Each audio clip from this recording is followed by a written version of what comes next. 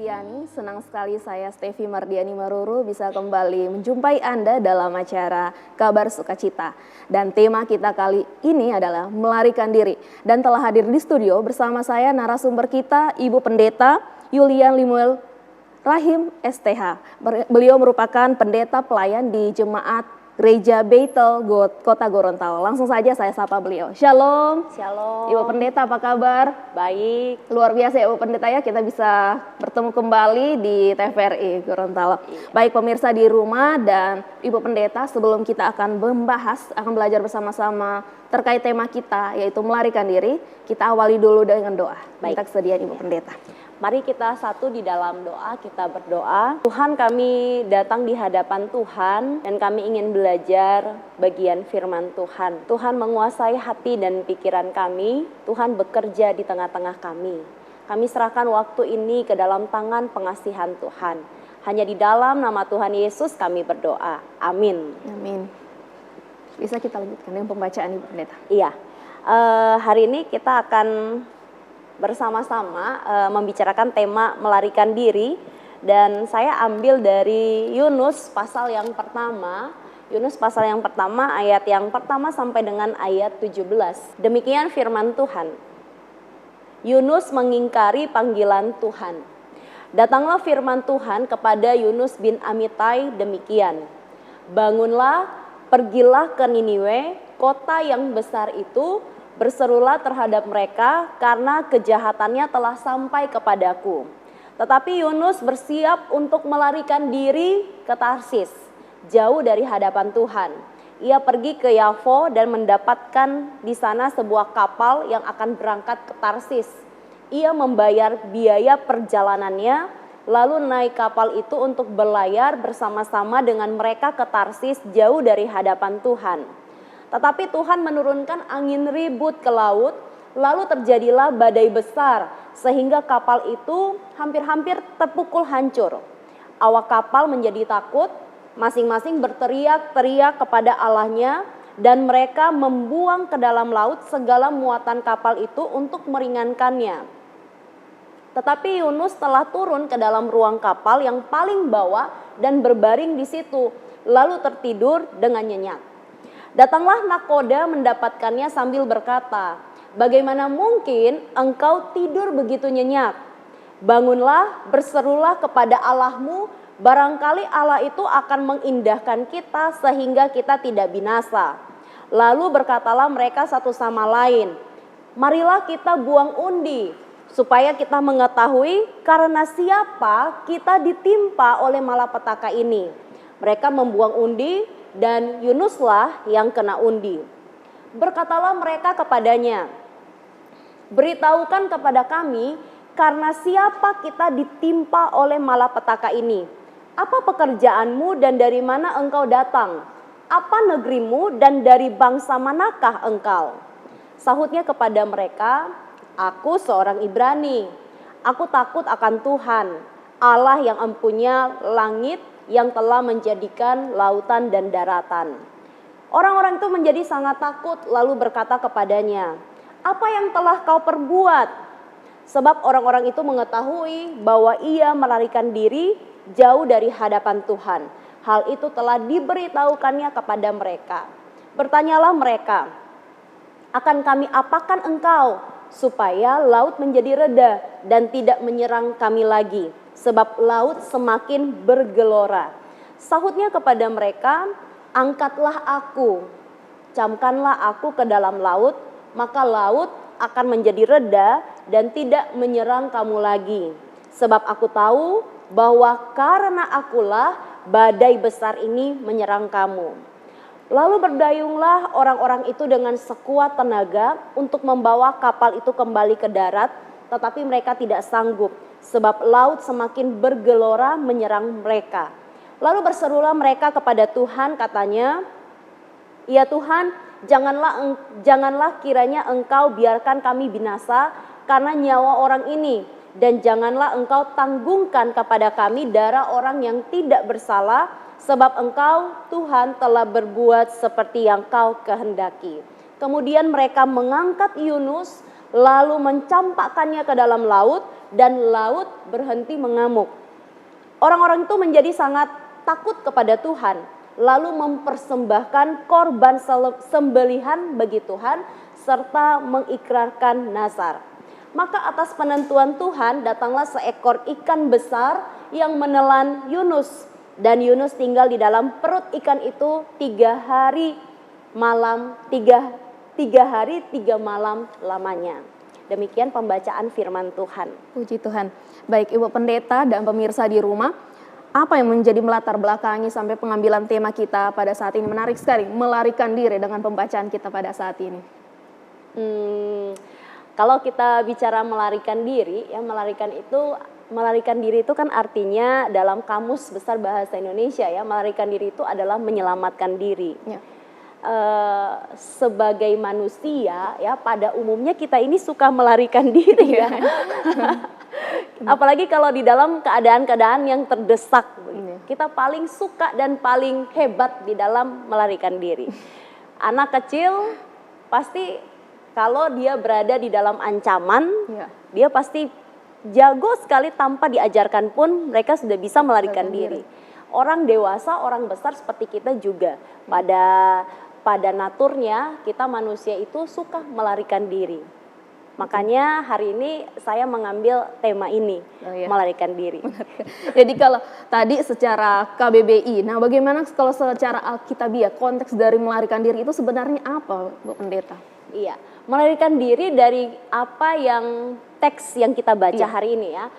Ini bicara tentang Yunus yang mau menyelamatkan dirinya, tapi dia menyelamatkan dirinya sesuai dengan apa yang dia pahami, sesuai dengan apa yang dia mau. Ketika dia melarikan diri, melarikan diri di sini artinya dia bukan hanya melarikan diri dia menghindar supaya dia selamat, tetapi melarikan diri di sini adalah dia yang menolak Allah yang menyelamatkannya. Iya, menarik sekali tadi menolak. Nah, kenapa sampai Yunus harus menolak tugas yang diberikan pada dia? Pada saat itu kan dia nabi yang harus menjalankan tugas yang diberikan Tuhan pada saat itu, Pendeta. Iya. Jadi ketika kita belajar cerita Yunus ini sangat menarik ya. Cerita Yunus sangat menarik. Karena kenapa? Kalau dari kita masih kecil, kita sekolah minggu, kita ke gereja, semua orang rata-rata orang Kristen itu tahu cerita Yunus itu terkenal karena Yunus itu dimakan ikan, ya ditelan ikan ya. Semua anak dikenal sebagai orang yang cukup keras kepala di dalam hal segi dia memutuskan sesuatu. Nah, dari Yunus yang demikian, maka kita bisa lihat bagaimana perjalanan panggilan Tuhan untuk dia pergi mengemban sebuah tugas ya, tugas kepada orang-orang Niniwe. Nah, orang-orang Niniwe ini orang-orang yang tidak sebangsa dengan Yunus. Tadi saya katakan bahwa Yunus ini seorang yang nasionalis, ya, dia sangat mendukung bangsanya. Bangsanya itu nomor 1. Nah, sedangkan dia diutus kepada orang-orang Niniwe. Ya, dia diutus kepada orang-orang Niniwe, bangsa Niniwe.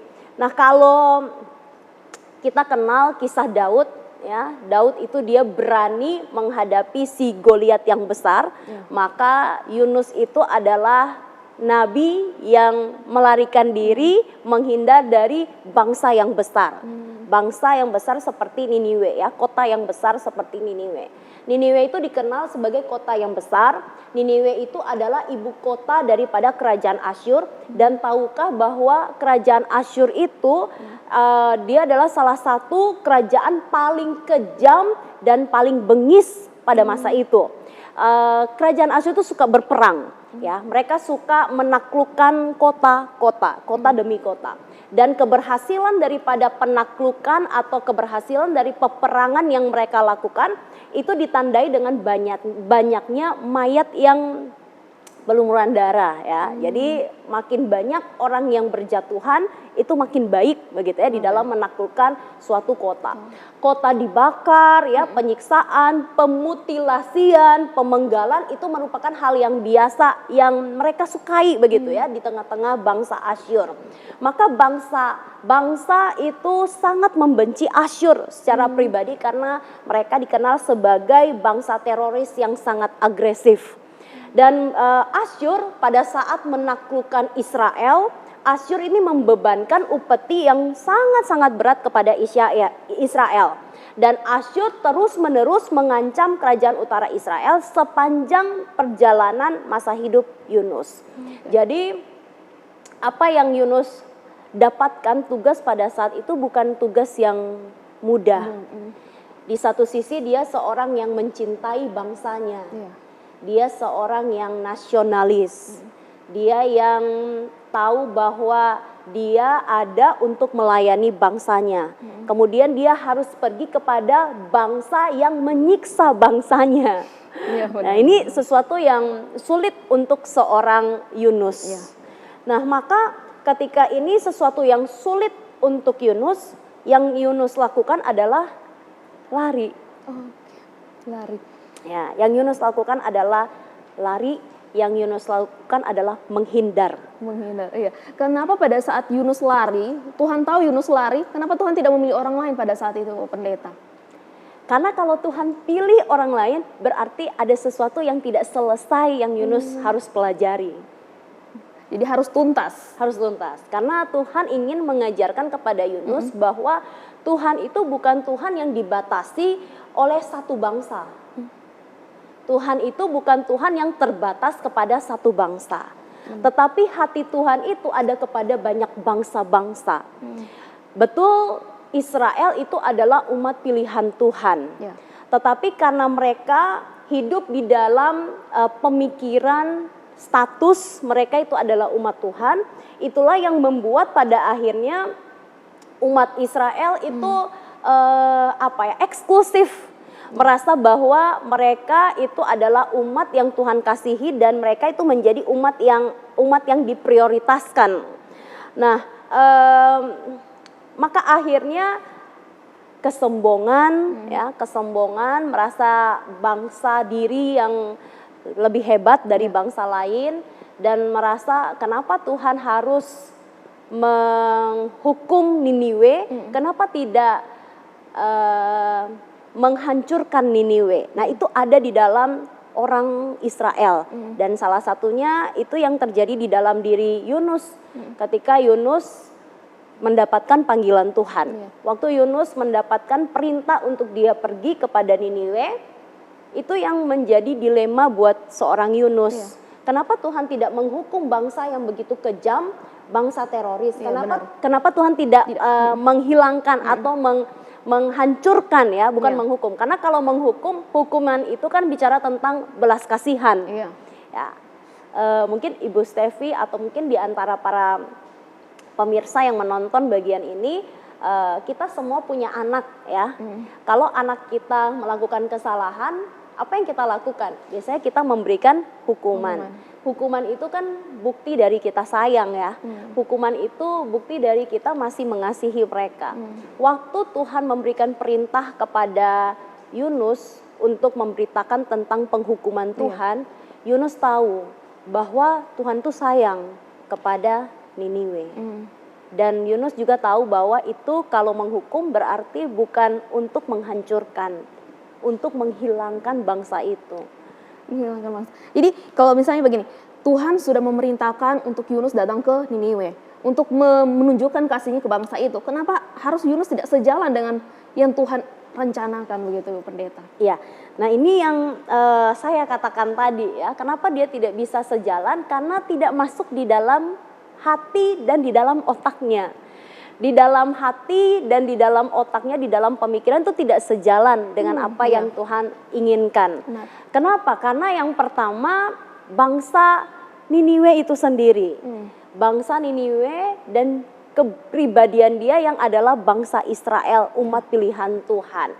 Selama Israel itu menjadi umat kesayangan, umat pilihan Tuhan, mereka lupa bahwa Israel itu harusnya dipilih, dikhususkan untuk menjadi berkat bagi bangsa-bangsa lain. Karena arti daripada dikhususkan itulah membuat akhirnya Israel itu sendiri menjadi sesuatu yang tertutup. Begitu juga dengan itu juga yang dialami oleh Yunus. Secara dia adalah nabi, nabi orang Israel. Maka dia tidak bisa masuk di pikirannya, dia tidak bisa masuk di dalam, dia tidak bisa menerima secara hatinya. Kenapa Tuhan harus perintahkan saya kepada bangsa yang lain? Karena kami dikhususkan dan kami umat pilihan Tuhan, harusnya Tuhan itu hanya untuk kami. Iya, benar sekali. Baik, menarik sekali Ibu Pendeta perbincangan kita tentang tema melarikan diri ini. Kita akan lanjut lagi setelah jeda iklan berikut ini.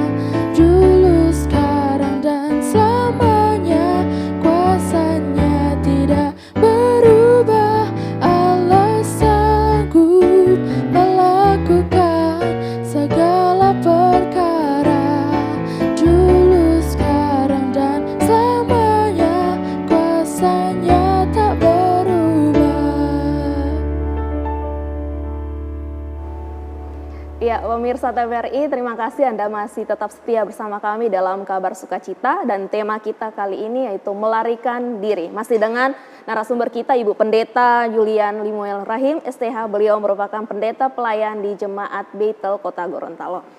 Ya, Bu Pendeta, tadi kita sudah membincang dan membahas tentang bagaimana sih Yunus ini melarikan diri. Nah, menarik sekali bagaimana sih caranya ini Yunus melarikan diri dalam pembacaan kita, Ibu Pendeta. Iya. Dari pembacaan kita mungkin bisa lihat di setiap beberapa ayat yang muncul. Waktu bagian ini bilang Tuhan berfirman kepada Yunus, maka ayat yang ketiga itu langsung dikatakan ya bahwa Yunus melarikan bersiap, dia masih bersiap untuk melarikan diri. Nah, cara yang pertama waktu dia melarikan diri adalah dia mendapatkan sebuah kapal dan dia membayar biaya perjalanan. Nah, ini berarti kan dia sudah merencanakan Dia bersiap untuk melarikan diri dan dia berencana sampai dia menyediakan bayaran untuk perjalanan itu. Perjalanan untuk lari dari Tuhan. Dan waktu dia naik kapal itu di dalam ayat yang keempat dikatakan tetapi Tuhan menurunkan angin ribut. Artinya kamu mau lari kemana, saya akan di situ lebih dulu gitu ya. Nah di sini kita bisa lihat di dalam ayat yang keempat, justru Tuhan menghadirkan badai besar ya yang hampir memukul kapal ya. Dan waktu ini terjadi yang menariknya, Yunus tidak segera, oh Tuhan, iya maaf ya Tuhan, saya melarikan diri. Tidak, tapi justru dia lebih selangkah lagi untuk melarikan diri. Nah ini terbukti dari ayat yang kelima. Ya, ayat yang kelima dikatakan bahwa dia turun ke dalam ruang kapal yang paling bawah. Nah ini bukti dia lari begitu ya. Benar. Harusnya waktu badai itu datang, kalau kita tahu bahwa wah ini Tuhan marah begitu ya karena saya melarikan diri, harusnya minta ampun ya kan. Nah iya harusnya bertobat, minta ampun, menyesali kesalahan. Tapi justru tidak, Yunus tidak. Dia masuk ke kapal yang paling bawah dan dikatakan dia berbaring di situ. Jadi intinya dia mau masa bodoh begitu ya, pura-pura tidak tahu bahwa sebenarnya itu masalah itu terjadi karena dirinya. Nah bahkan cara dia melarikan diri dikatakan dia tertidur dengan nyenyak. Tertidur dengan nyenyak. Ini sedikit perenungan ya. Seringkali kita juga ya ketika kita punya masalah, ketika kita mungkin terdesak, ada di antara kita yang akan menyelesaikan itu, tapi ada di antara kita yang melarikan diri. Cara melarikan diri kita ya mungkin dengan tidur. Saya tidak tahu ya bagaimana orang-orang ketika makin banyak tuntutan, makin banyak pergumulan yang harus dia hadapi. Tapi pengalaman pribadi saya, ketika saya tertekan, begitu tertekan dan tidak menemukan jalan, yang saya lakukan adalah tidur, mencari tidur. Saya tidak tahu dari Ibu Stevi apakah juga pasti tidur. Jadi tidur bangun, anggap masalahnya selesai. Masa bodoh ya. Nah ini yang dilakukan oleh Yunus ya ketika dia melarikan diri. Dan waktu dia sudah melarikan diri sampai sejauh itu, dia bertindak masa bodoh, dia pergi tidur dengan nyenyak. Maka yang kita bisa saksikan di ayat selanjutnya, datanglah nahkoda. Ya, datanglah nahkoda untuk mendapatkannya. Wah, ini jadi badai sudah datang kepada Yunus, Yunus tetap masa bodoh, maka secara pribadi ada pribadi yang datang kepada Yunus untuk mengingatkan Yunus secara pribadi. Kenapa mesti tidur nyenyak begitu ya? Bagaimana mungkin engkau tidur begitu nyenyak dalam situasi seperti ini? Dan waktu itu nahkoda ini bukan cuma bertanya kepada Yunus kenapa tidur nyenyak, tapi nahkoda ini bilang apa? Bangun, bicara kepada Allahmu begitu ya. Bicara kepada Allahmu. Sebenarnya ini sebuah tanda, bukan cuma sebuah tanda, tetapi sebuah jalan supaya Yunus tidak melarikan diri lagi. Nah, tapi apa yang terjadi di dalam teks ini tidak disampaikan kepada kita ketika nahkoda itu datang dan berkata demikian, menyuruh dia langsung berespon untuk berbicara kepada Allah. Itu tidak ada. Yang ada adalah orang-orang yang ada di dalam kapal itu mereka harus melakukan undi. Artinya ketika nahkoda ini datang kepada Yunus meminta dia untuk berbicara kepada Allah, dia tidak melakukan itu. Itulah yang membuat nahkoda dan orang-orang yang ada di kapal itu harus membuang undi. Dan dari buang undi itulah nama Yunus yang muncul. Artinya sudah tidak bisa lari. Yunus sudah tidak bisa lari. Nah ini yang ingin saya mungkin ajak untuk kita berpikir bersama-sama ya. Sekeras apapun Yunus lari, Yunus tetap di dalam pengawasan Allah. Yunus tetap di dalam kedaulatan Allah. Sekeras apapun kita berusaha untuk lari, kita ini tetap dalam pengawasan dan kedaulatan Allah. Allah adalah pencipta yang menguasai alam ciptaan. Dia dapat bekerja melalui alam ciptaan ya, dia bekerja melalui badai. Tapi dia juga bekerja, dia juga menyadarkan Yunus bukan cuma lewat alam ciptaan, tapi juga pribadi-pribadi. Dan pribadi-pribadi di sini adalah orang-orang yang tidak mengenal Tuhan. Itu hebatnya cara Tuhan ya, kedaulatan Tuhan. Waktu Tuhan bekerja, orang yang tidak mengenal Tuhan pun itu Tuhan pakai untuk menegur dari Yunus, menegur Yunus. Nah ini mau bicara kepada kita, Yunus stop kamu lari karena Tuhan bekerja secara alam ya, tapi Tuhan juga bekerja di hati nahkoda dan orang-orang di kapal untuk membawa dia kembali ke jalan Tuhan. Nah ini juga mengajarkan kepada kita stop, jangan banyak melarikan diri karena Tuhan bisa pakai cara apapun, alam maupun orang-orang di sekeliling kita untuk bawa kita kembali kepada jalan Tuhan. Iya, benar sekali. Jadi kadang Bu Pendeta, saya pribadi, pemirsa di rumah berada di zona aman, itu susah sekali mau keluar. Salah satunya seperti Yunus melarikan diri. Iya, betul kan? Ya. Susah sekali. Kita suka melarikan diri memang. Iya, dan inilah yang menjadi sebenarnya pergumulan Yunus pada saat itu. Dia yang melarikan diri itu juga sama dengan pergumulan kita hari ini. Kita hari ini yang melarikan diri kita yang menolak. Namun ingat bahwa inilah ya yang harus kita tekankan, bahwa kuasa Tuhan itu tetap tidak bisa terkalahkan oleh strategi-strategi kita untuk melarikan diri ya. Itu yang harus kita tanamkan di dalam hati kita. Allah sanggup bekerja ya. Allah sanggup bekerja, mengontrol segala sesuatu. Allah punya kedaulatan itu dan dia memimpin semuanya kepada satu cara sesuai apa yang dia pandang baik. Apakah dengan melarikan diri ini berarti kita secara pribadi menolak Tuhan ikut campur dalam kehidupan kita, Ibu Pendeta? Ya, betul. Itu sudah arah ke situ. Ya, ketika kita melarikan diri, maka itulah namanya kita menolak ya. Ketika kita melarikan diri itu artinya kita menolak Tuhan pimpin hidup kita. Ketika kita melarikan diri artinya Tuhan kita mau pakai cara kita ya. Kita mau pakai cara kita. Karena semua kita manusia itu mau dia orang percaya atau tidak percaya, semua kita itu secara natur itu diberi diberi cara untuk bertahan, untuk menyelamatkan diri kita ya. Binatang, hewan itu mereka diberi juga cara bagaimana mereka bertahan hidup. Ketika ada serangan mereka akan melarikan diri atau mereka akan bertahan. Nah begitu juga dengan kita manusia. Nah kebanyakan kita yang melarikan diri itu. Karena kita mau menyelamatkan diri kita secara pribadi dengan kapasitas pengetahuan kita tanpa kita melibatkan Tuhan. Sebenarnya Yunus ini kan orang yang cukup saleh. Ya. Kenapa sih sampai dia terbesit untuk melarikan diri? Sedangkan kalau dipikir kan dia kayak seperti kita, hari-hari pergi ibadah, banyak firman Tuhan, bagaimana kita diajarkan untuk menjadi kasih, menjadi berkat di sekeliling. Kenapa sih kita harus melarikan diri dengan berbagai firman yang kita dapatkan?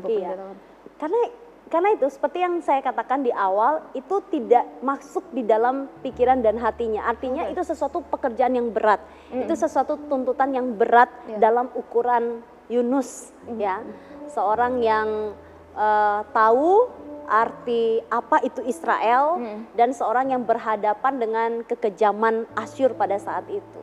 Iya.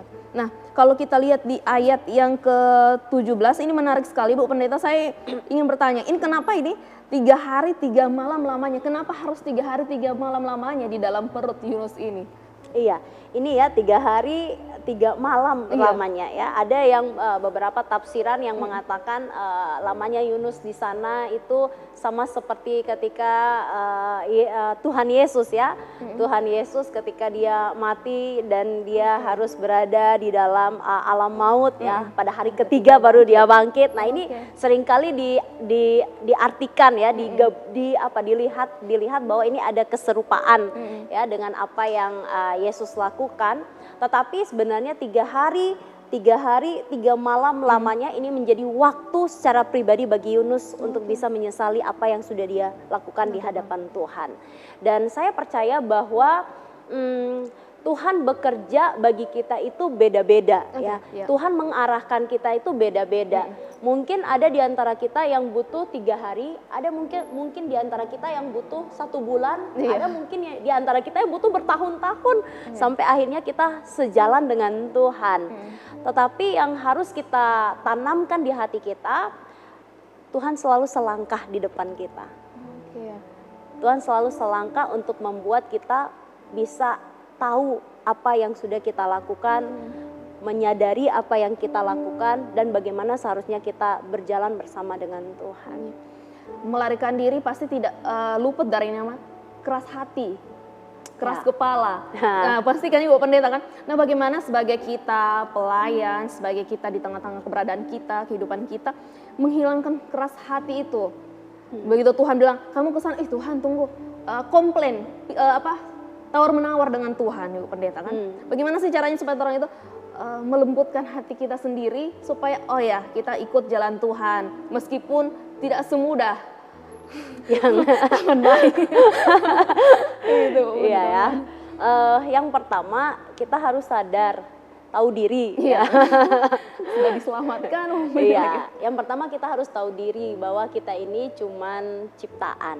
Ya, kita cuman ciptaan dan di atas kita itu ada pencipta. Kita harus tahu diri bahwa kita bukan cuman ciptaan, tapi kita diciptakan untuk pekerjaan yang Tuhan mau.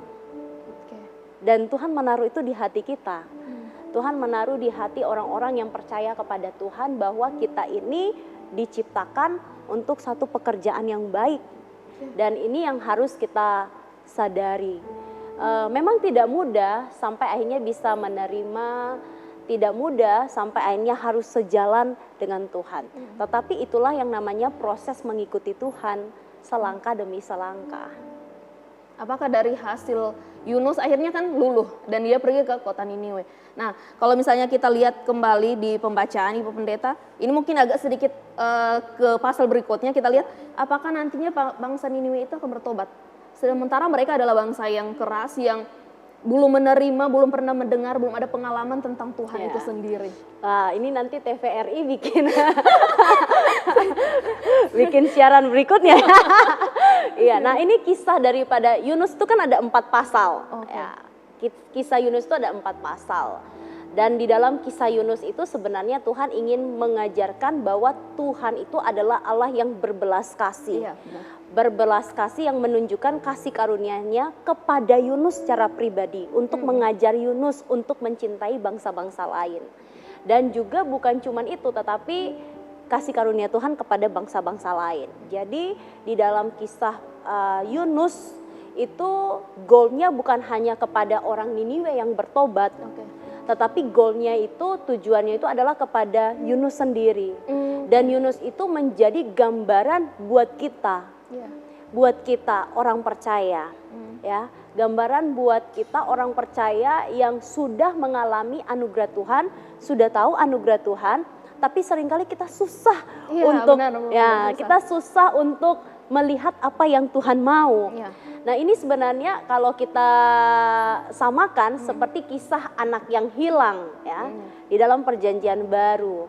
Di dalam kisah anak yang hilang, mungkin bangsa Niniwe itu bisa disamakan dengan si anak yang bungsu, yang hilang, yang pergi.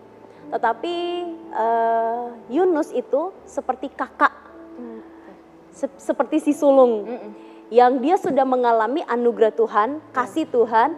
Tapi ketika dia melihat kok bapaknya sayang kepada si bungsu, ya, kenapa bapaknya harus menyediakan jubah yang terbaik, gitu ya, harus mengadakan pesta kepada si bungsu, dan itu sedikit menggelitik hatinya, dan itu kecemburuan. Nanti kita akan lihat ketika Yunus berada di dalam perut ikan, di dalam perenungannya, akhirnya dia akan pergi kepada bangsa Niniwe. Tapi ketika di sana pun, ketika dia berhadapan dengan bangsa Niniwe, pada akhirnya dia juga marah dan dongkol, ya. Dia akan marah dan dongkol kepada bangsa Niniwe dan tetap melihat bahwa kok Tuhan ini kehendak Tuhan kok seperti ini, ya. Nah, inilah gambaran daripada si anak yang sulung yang seringkali tidak memikirkan tidak mengerti kasih karunia Tuhan itu bukan hanya kepada diri sendiri tetapi kepada orang lain. Makanya di dalam kisah Yunus itu membelajarkan kita bagaimana kita mengasihi sesama. Mengasihi orang-orang yang bukan seperti kita begitu. Bukan seperti kita dalam artian kita yang dipilih Tuhan, kita yang sudah mengalami anugerah Tuhan. Jadi jangan menutup mata dengan yang ada di sekitar kita, Ibu Pendeta ya. Betul. Tapi banyak sekali kita itu kayak oke, nanti Jo. Kayak begitu kan Ibu Pendeta ya. Iya, betul ya. Kayak menunda-menunda. Iya, betul. Sebenarnya bukan menunda, tapi karena mungkin memang kok harus ke situ begitu ya. Kok situ begitu. Iya, kenapa harus ke situ? Kenapa harus dia? Itu. Oke. Kita akan lanjutkan lagi Bu Pendeta setelah jeda iklan berikut ini.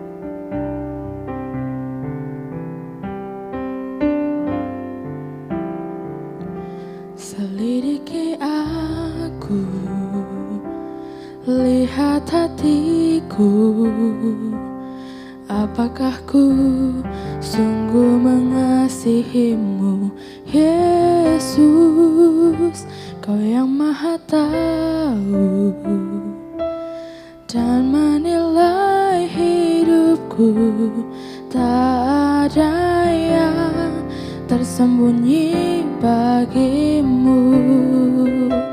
Telah kulihat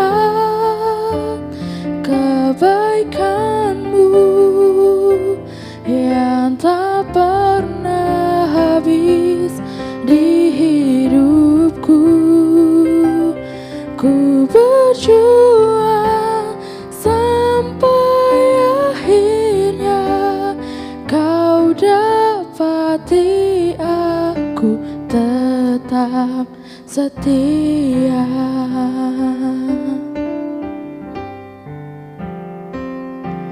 Selidiki aku, lihat hatiku.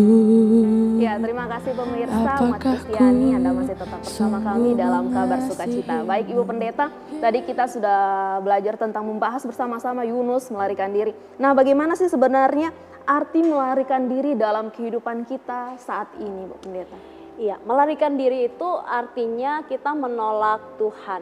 Dan ketika kita menolak Tuhan, itu artinya kita tidak percaya kepada Tuhan. Mungkin aplikasi buat kita hari ini adalah beberapa pertanyaan seperti seberapa banyak kita melakukan firman Tuhan. Seberapa banyak firman Tuhan itu kita dengar, kita tahu, tapi kita tidak melakukannya. Itu kan bukankah itu seperti menolak ya? Iya, benar. Kita menolak Tuhan.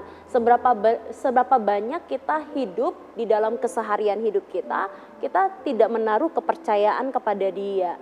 Dan kalau kita bertanya itu dan secara cermat melihat ke dalam diri kita, maka mungkin kita adalah orang-orang yang melarikan diri. Iya, benar. Kita orang-orang yang melarikan diri. Hal yang perlu kita lakukan mungkin ya, perlu kita pertanyakan bagaimana Tuhan supaya saya tidak menjadi orang yang melarikan diri. Bagaimana saya supaya tetap melakukan yang Tuhan mau. Bagaimana saya supaya tidak menolak Tuhan. Bagaimana saya bisa tetap percaya kepada Tuhan. Saya ingat dengan doa Daud di dalam Mazmur 139 yang mungkin tadi sudah dinyanyikan juga ya, dari ayat 23 sampai dengan 24. Saya akan coba bacakan ayat ini dari Mazmur 139.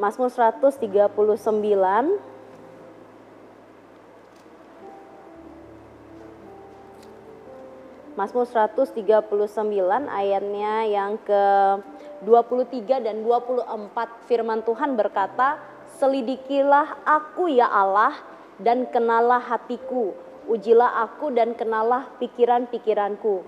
Lihatlah apakah jalanku serong dan tuntunlah aku di jalan yang kekal.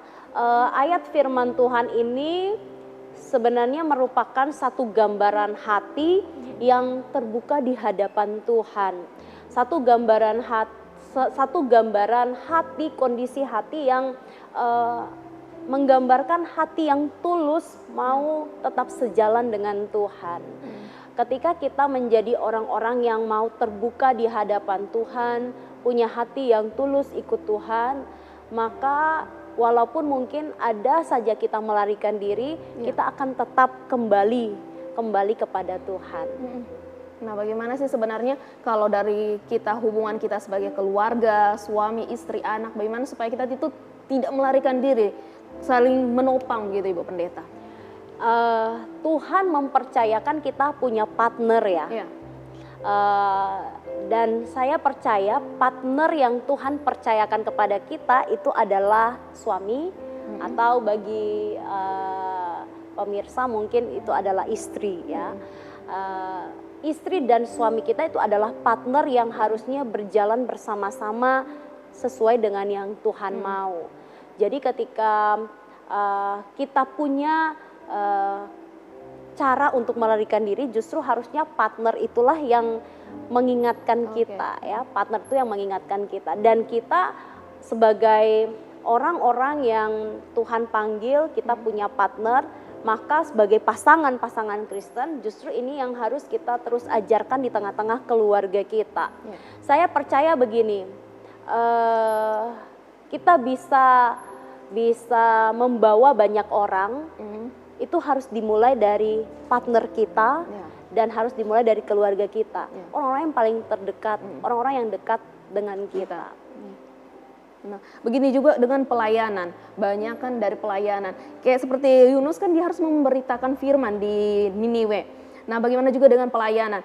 Majelis ditunjuk, oke melayani di jemaat ini seperti nanti Jo, gantian saja, dia dulu.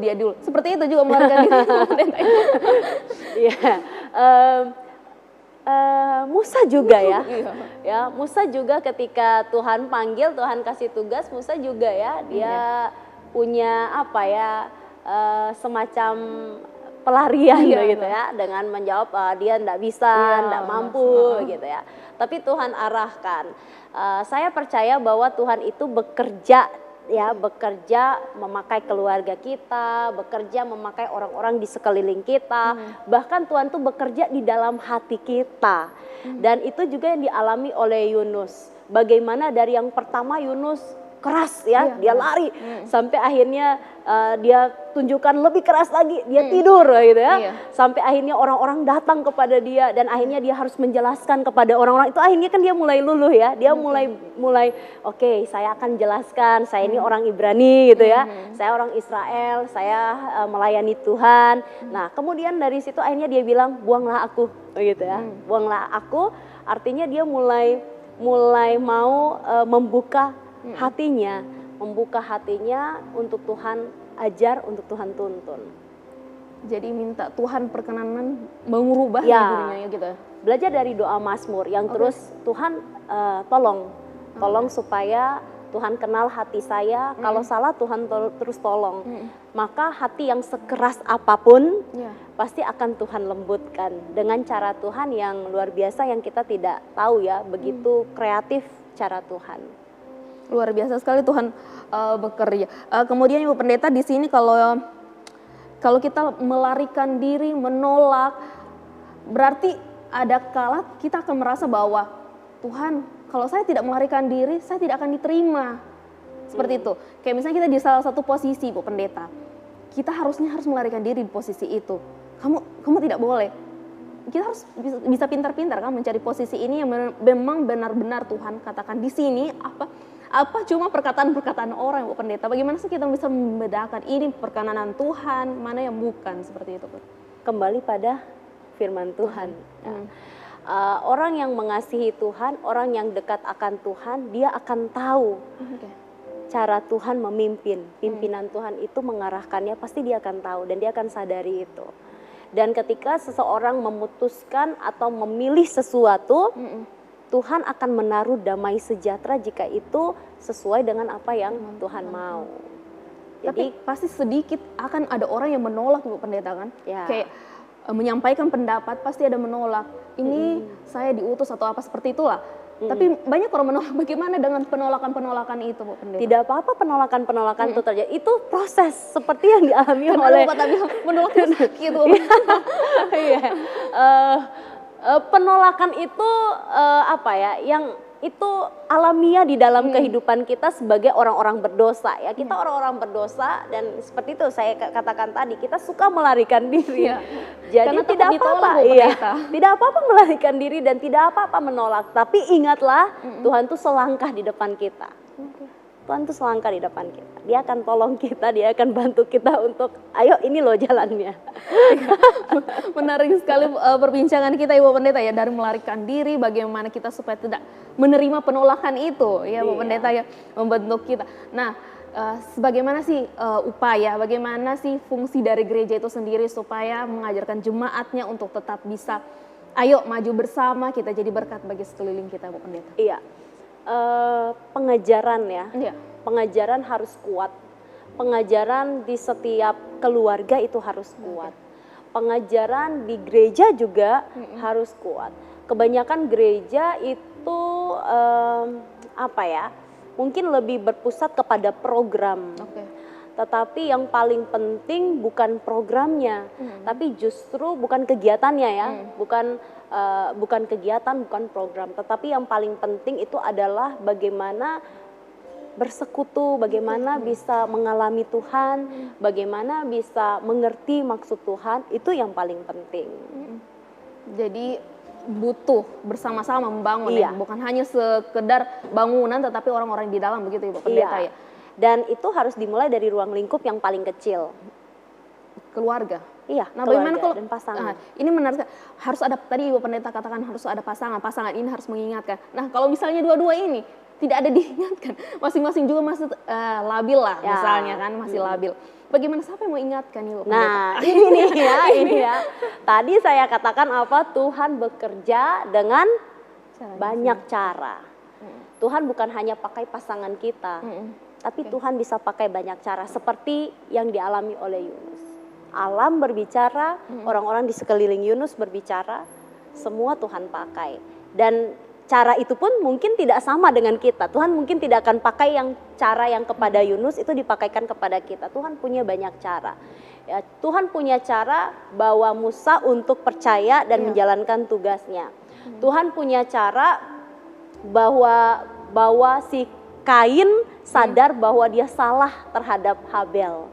Tuhan punya cara bagaimana menggiring Abraham untuk dia tetap setia menantikan janji Tuhan. Ya, walaupun pada akhirnya memang juga Abraham membuat kesalahan, tapi Tuhan menggiring itu. Ya, Tuhan menggiring umat Israel juga dengan dia menghadirkan banyak hakim, banyak nabi pada masa itu. Dan bagaimana Tuhan juga menggiring orang-orang seperti Paulus.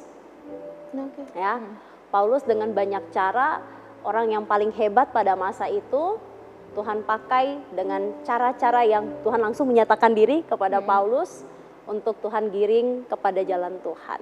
Jadi Tuhan banyak menggunakan cara, banyak menggunakan jalan untuk membawa kita kembali dekat dengan Dia.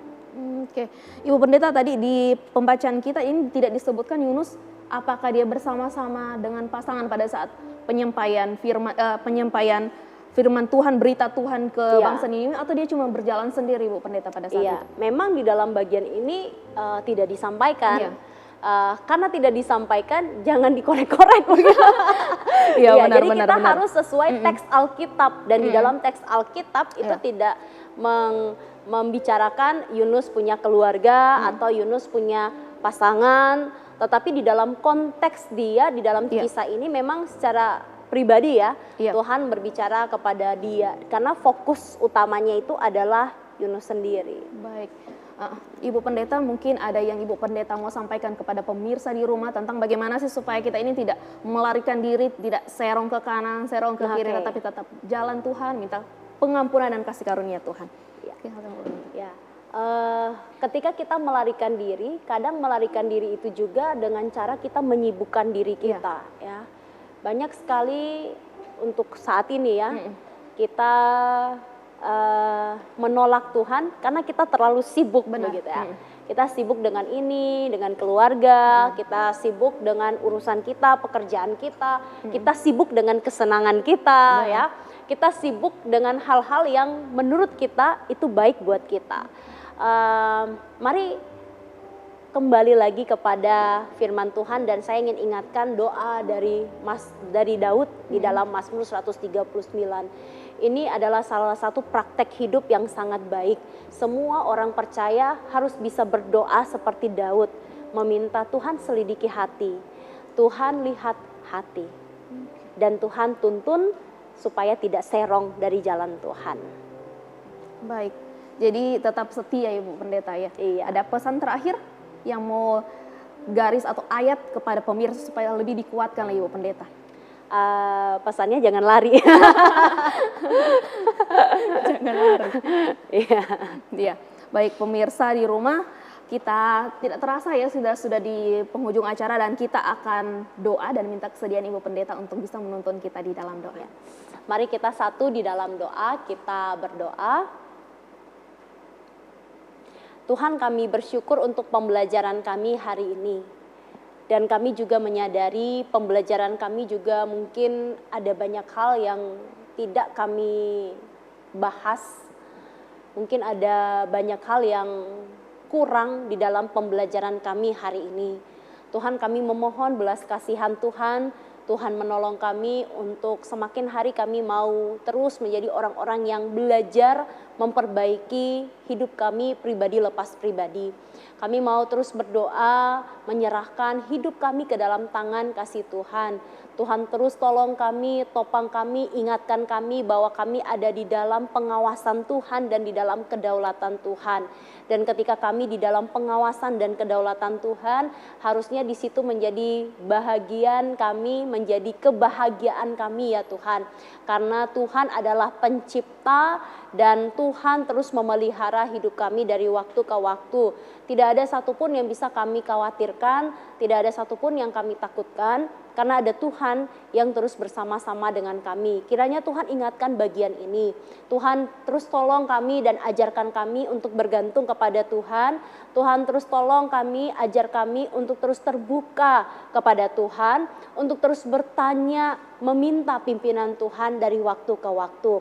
Ini menjadi doa kami ya Tuhan. Kami juga berdoa menyerahkan baik itu Ibu Stevi, Adik Shen, dan juga Saudari Britney, bahkan setiap kru yang hadir pada hari ini, orang-orang yang mendukung acara ini, kami serahkan ke dalam tangan pengasihan Tuhan. Tuhan memberkati, bahkan seluruh pemirsa yang ada dimanapun yang menyaksikan tayangan ini, Tuhan juga memberkati kehidupan mereka satu persatu di setiap kehidupan, di setiap situasi permasalahan yang ada.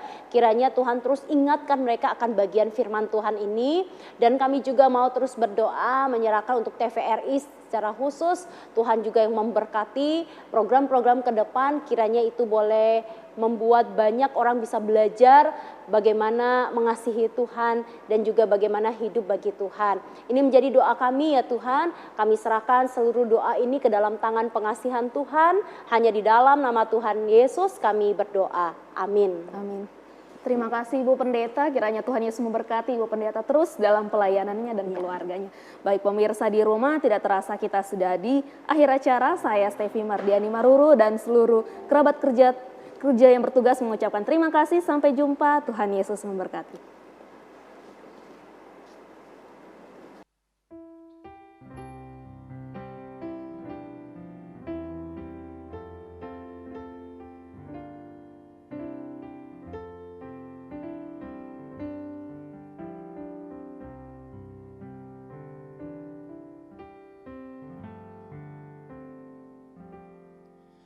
Ku mau cinta Yesus selamanya. Ku mau cinta Yesus selamanya. Meskipun badai silih